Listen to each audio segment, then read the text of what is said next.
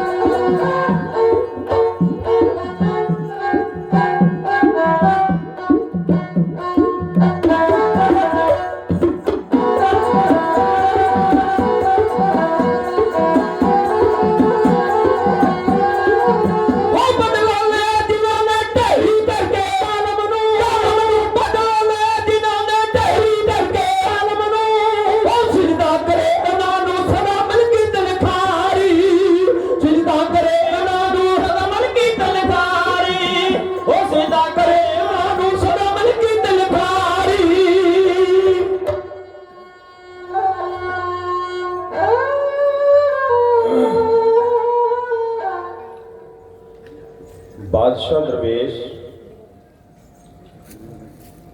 साहिब श्री गुरु गोबिंद सिंह महाराज जी के वीर बहादुर खालसा जी सरबत माई भाई ਸਮੂਹ ਸੰਗਤ ਗੁਰੂ ਫਤਿਹ ਪ੍ਰਵਾਨ ਕਰੋ। ਨਿਮਰਤਾ ਸਹਿਤ ਉਚਾਰਨ ਕਰੋ ਜੀ। ਵਾਹਿਗੁਰੂ ਜੀ ਕਾ ਖਾਲਸਾ, ਵਾਹਿਗੁਰੂ ਜੀ ਕੀ ਫਤਿਹ।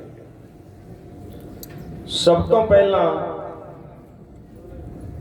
ਸਟੇਜ ਦੇ ਬੋਲਣ ਵਾਲੇ ਜਿੰਨੇ ਵੀ ਗੁਰਮੁਖ ਪਿਆਰੇ, ਚਾਹੇ ਉਹ ਕੀਰਤਨੀਏ ਨੇ, ਕਵੀਸ਼ਰ ਨੇ, ਢਾਡੀ ਨੇ, ਰਾਗੀ ਨੇ,